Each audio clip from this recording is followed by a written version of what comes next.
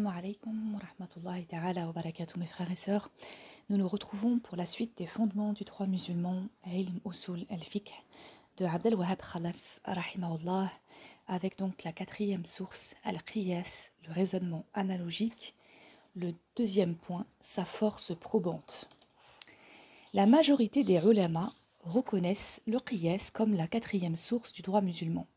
Ainsi, si les textes ou le consensus al-ijma' font défaut, on procède à un raisonnement analogique entre le cas juridique étudié et un autre similaire, pour lequel une prescription existe dans l'une des trois premières sources, le Coran, la Sunna ou le consensus, sur la base de la raison d'être de la prescription. Un tel raisonnement permet d'appliquer le jugement du premier cas au deuxième. Ceux qui pratiquent le qiyas et l'approuvent sont qualifiés de muthbitu al-qiyas, les partisans du qiyas. Ceux qui rejettent le qiyas comme source du droit musulman, qualifiés de nufat al-qiyas, les opposants au qiyas, appartiennent aux deux écoles sunnites nadamites, al-nadamiya, et dahirites, al-dahiriya, et à certaines écoles chiites. Les arguments des partisans du qiyas. Ils tirent leurs arguments du Coran, de la Sunna, des paroles des compagnons radiallahu anhum, et de la logique. Pour ce qui est du Coran, ils s'appuient en particulier sur certains versets. Le premier est tiré de la sourate 4, An-Nisa, les femmes, verset 59. Croyants, obéissez à Allah, obéissez aux prophètes et à ceux d'entre vous qui détiennent l'autorité. En cas de désaccord entre vous, référez-en à Allah et aux prophètes si vous croyez en Allah et au jour dernier. C'est un bien et la meilleure des issues. Ce verset appelle les croyants à se référer à Allah et à son prophète sallallahu alayhi wa sallam pour résoudre leurs différends quand ils ne trouvent pas de solution adéquate dans le Coran, la Sunna ou auprès de ceux qui exercent l'autorité. Se référer à Allah et au prophète sallallahu alayhi wa sallam signifie, entre autres, comparer les cas juridiques nouveaux à ceux qu'ils ont déjà été traités et jugés, donc suivre leur raisonnement et adopter leur logique. Le deuxième verset est tiré de la sourate 59, Al-Hashr, le rassemblement, verset 2. C'est lui qui, lors du premier rassemblement, a expulsé de leur demeure les incrédules parmi les gens du livre. Vous ne pensiez pas qu'ils sortiraient, et eux pensaient que leur forteresse les protégerait contre Allah. Il les atteignit néanmoins par là où ils ne s'y attendaient pas.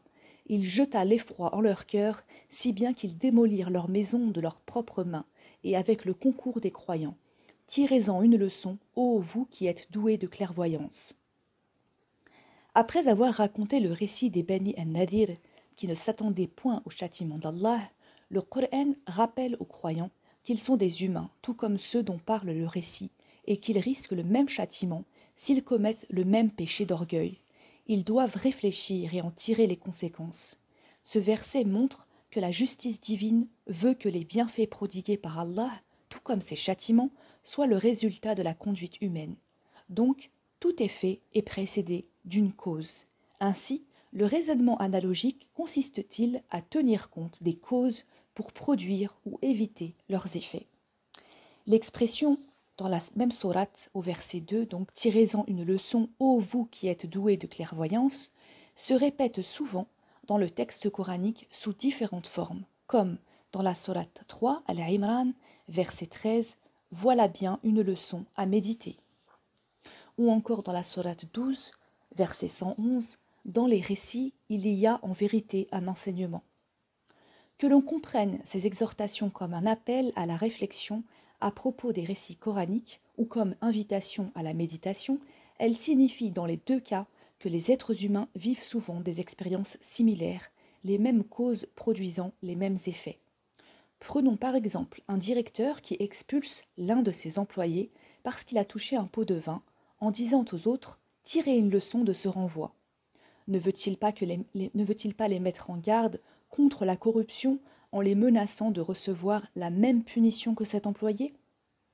Le troisième verset est tiré de la sourate 36, Yassine, verset 79, dit « Celui qui les a créés une première fois leur redonnera la vie ».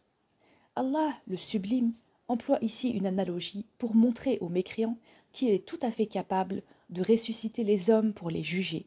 Il leur rappelle que c'était lui l'initiateur de la création et qu'il lui est donc possible de recréer les êtres. Cela sera une tâche très aisée pour lui.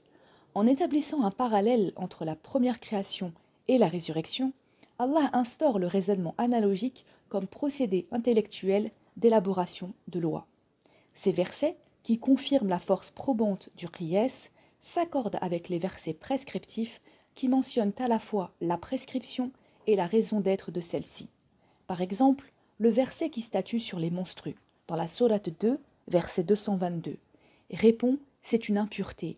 Abstenez-vous donc des rapports avec vos épouses pendant leur menstru. » Et celui qui explique la raison qui permet le tayammum, ablution sèche, dans la sourate 5, Al-Maïda, verset 6, Allah ne veut vous imposer aucune gêne. Ces versets prouvent que les prescriptions ont un fondement pratique et découlent de raisons bien logiques, donc toute loi doit avoir une raison d'être et un fondement. De la sunna, il tire en particulier les arguments suivants. Le hadith de Mu'adh ibn Jabal, radiallahu anhu, « Je mettrai à profit ma raison et je n'épargnerai pas mes efforts pour trouver une solution. » Mu'adh rapporta que le prophète, sallallahu alayhi wa sallam, lui donna une tape sur la poitrine pour le féliciter en disant « Louange à Allah qui a permis au messager de son prophète, sallallahu alayhi wa sallam, de le satisfaire. » Le prophète, sallallahu alayhi wa sallam, a donc approuvé la démarche de Mu'adh, radiallahu anhu, qui part du Coran pour aboutir au raisonnement personnel. Ce dernier comprend à la fois la réflexion libre et le raisonnement analogique el-qiyas. En outre, d'après les recueils de hadiths authentiques, le prophète, sallallahu alayhi wa sallam, utilisait souvent le raisonnement analogique pour statuer sur des événements et actes dont le Coran ne parlait pas. Faisant cela, le prophète, sallallahu alayhi wa sallam, montrait aux musulmans l'exemple à suivre. L'absence de preuves indiquant que cette pratique soit spécifique au prophète, sallallahu alayhi wa sallam, permet d'établir que le raisonnement analogique, qiyas, fait partie de sa sunna. Citons ci-dessous quelques hadiths qui illustrent ce qui précède. Une jeune femme de la tribu de Khatham dit au prophète, sallallahu alayhi wa sallam, « Lorsque le pèlerinage fut déclaré un devoir religieux, mon père avait déjà atteint un âge très avancé. Il n'a pas pu l'accomplir.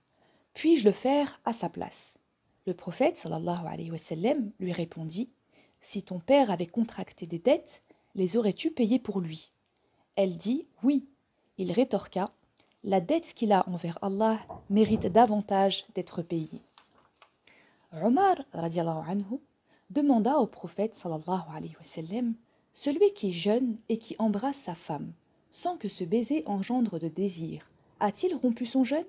Le prophète, sallallahu alayhi wa sallam, lui dit « Et si tu te gargarises alors que tu jeûnes ?»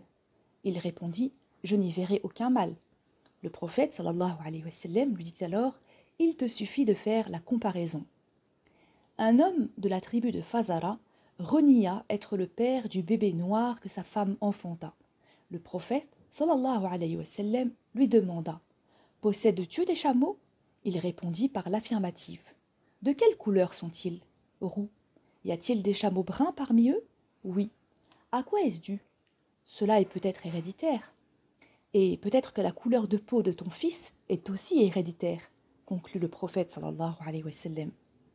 Voir le livre I'lam al-Muwaqi'in pour davantage d'exemples de qiyas établis par le prophète sallallahu alayhi wa sallam. Concernant les faits et dires des compagnons, radiallahu anhum, ils ont maintes fois confirmé la légitimité du raisonnement analogique, qiyas, comme procédé d'élaboration du droit musulman. Ils déployaient souvent des efforts de raisonnement personnel pour répondre aux cas juridiques sur lesquels les textes ne se prononcent pas. Ils établissaient des analogies entre les cas mentionnés dans le Coran et la Sunna et les cas nouveaux. Ainsi, ils établirent un parallèle entre guider la prière et gouverner les musulmans en disant d'Abu Bakr, radiallahu anhu, le prophète sallallahu alayhi wa sallam l'a agréé pour guider nos prières. Pourquoi ne l'accepterions-nous pas comme d'autres gouverneurs ? Ils évaluèrent donc les qualités requises pour le calife des musulmans en se référant au choix du prophète sallallahu alayhi wa sallam dans la vie spirituelle. Ils déclarèrent la guerre aux musulmans qui refusaient de payer la zakat, se basant sur le fait qu'il l'a payée du vivant du prophète sallallahu alayhi wa sallam et que le Coran dit, dans la sourate 9 au verset 103, « Prends sur leurs biens un impôt. Ainsi, tu les purifieras et tu augmenteras leur mérite et leurs biens. Prie en leur faveur, car tes prières sont une quiétude pour eux. » En conseillant Abu Moussa al-Ashari, qu'il avait nommé gouverneur d'une contrée musulmane, Omar radiallahu anhum dit « Par ailleurs, il faut bien comprendre les différents portés devant toi, dont le Coran et la Sunna ne parlent pas. Fais des analogies entre les différents cas, sois attentif aux choses qui se ressemblent, puis choisis ce que tu penses être le mieux agréé par Allah et le plus proche de l'équité. » Ali ibn Abi Talib alayhi salam a dit « Les gens doués d'intelligence reconnaissent la vérité en mesurant ou en comparant les faits. » Ayant relaté que le prophète sallallahu alayhi wa sallam avait interdit la vente des denrées alimentaires avant leur récolte, Ibn Abbas ajouta « Je n'applique pas cela à tout, mais uniquement aux choses semblables. » Dans le second volume de I'lam al-Muwaqi'in, Ibn al-Qayyim rahimahullah répertorie les cas d'ijtihad des compagnons radiallahu anhum pour lesquels ils ont utilisé le raisonnement analogique, qiyas. Rappelons aussi que le prophète sallallahu alayhi wa sallam n'a jamais désapprouvé l'un de ses compagnons qui avait fait preuve de raisonnement personnel. Les compagnons radiallahu anhum n'ont jamais non plus réfuté les cas d'ijtihad entrepris par certains d'entre eux et qui se basaient sur le qiyas. En conclusion, nier la force probante du qiyas, c'est aller à l'encontre de la démarche juridique des compagnons. Venons maintenant aux arguments tirés de la logique. D'abord, il faut savoir que la sagesse divine veut que chaque prescription religieuse vise la réalisation d'un bien. La finalité du droit musulman est donc de sauvegarder l'intérêt général de la communauté musulmane. Quand quelque chose, événement, situation, décision, etc., sert l'intérêt public de façon identique à ce qui est mentionné dans les textes, l'équité et la sagesse requièrent que cela ait le même statut que ce qui est mentionné dans le Coran ou la Sunna. Par exemple, la sagesse divine n'accepte pas que l'on permette une boisson enivrante, alors qu'elle interdit le vin pour préserver à l'homme sa faculté de discernement. Il ne sied donc pas à la raison d'accepter une chose et son contraire. Ensuite, le texte coranique et la Sunna ont un volume fini et limité, tandis que la diversité des événements de la vie quotidienne et des différends pouvant opposer les gens entre eux est infinie et illimitée. Les textes ne peuvent donc pas répondre à tous les nouveaux cas se présentant dans la vie des musulmans. Le raisonnement analogique, qiyas, est le seul procédé d'élaboration de lois qui puisse répondre au renouvellement constant des cas juridiques tout en conciliant les préceptes de la religion et l'intérêt général de la communauté. Enfin, le bon sens confirme le statut du qiyas en tant que source du droit musulman. La logique veut que lorsqu'on interdit une boisson à cause de ses méfaits, on fasse de même avec toutes les boissons de même nature et que lorsque l'on déclare illicite un acte qui occasionne une atteinte physique et morale à autrui, on fasse de même pour tous les actes similaires. Tout le monde accepte que l'on applique une même loi à plusieurs phénomènes identiques. Les arguments des opposants au qiyas. L'argument le plus utilisé par les opposants est celui affirmant que le qiyas est fondé sur la présomption que les raisons d'être de chacune des deux lois comparées se ressemblent. La présomption implique un doute et donne donc naissance à des lois conjecturales. Or Allah blâme ceux qui suivent les conjectures et dit dans la sourate 17, Al-Isra, verset 36, « Ne poursuis pas ce dont tu n'as aucune connaissance. » Le qiyas est en partie fondé sur le doute. De ce fait, il est inacceptable comme source du droit musulman.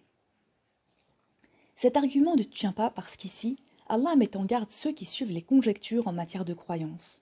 Quant aux lois pratiques, elles sont souvent fondées sur la probabilité donc en partie sur le doute. Prendre cet argument en considération conduirait à infirmer tous les textes conjecturaux puisque leur interprétation comporte un élément de doute. Une telle éventualité est inacceptable vu que la plupart des textes prescriptifs sont conjecturaux. Un autre argument souvent avancé par les opposants au qiyas consiste à dire « le qiyas résulte d'une opinion susceptible d'être contredite par une autre ». Il peut ainsi causer des conflits d'opinion entre les musulmans, ce qui s'oppose à l'essence même des prescriptions divines et religieuses qui forment un ensemble harmonieux et exempt de contradictions. Ce deuxième argument est encore plus futile que le premier, car avoir des avis différents en appliquant le qiyas ne conduit pas à une divergence sur les principes fondamentaux de la croyance musulmane. Si cela entraîne une divergence sur des avis juridiques particuliers, cela ne provoque pas de dissension dans la société musulmane, mais offre des solutions différentes aux musulmans, ce qui est plutôt une bénédiction d'Allah. Enfin, les opposants avancent comme preuve les paroles de certains compagnons, radiallahu anhum, qui dénigrent le raisonnement libre, comme cette parole rapportée de Omar, radiallahu anhu, « Méfiez-vous des gens qui ne suivent que leur propre opinion. Ce sont les ennemis des bonnes traditions. Ils n'ont pas pu apprendre les hadiths, ont suivi leur propre raisonnement, se sont égarés et ont égaré autrui. » Or, cette parole n'a pas été authentifiée comme étant celle de Omar. Par ailleurs, elle ne réfute pas la valeur juridique du qiyas, mais met en garde contre l'emprise de la passion, l'entêtement et les avis non fondés sur des textes. Dans la prochaine vidéo, Inch'Allah, nous verrons le troisième point, ses constituants, le cas principal et le cas subsidiaire, ainsi que le jugement et la raison d'être du jugement. Wassalamu alaikum wa rahmatullahi ta'ala wa barakatuh.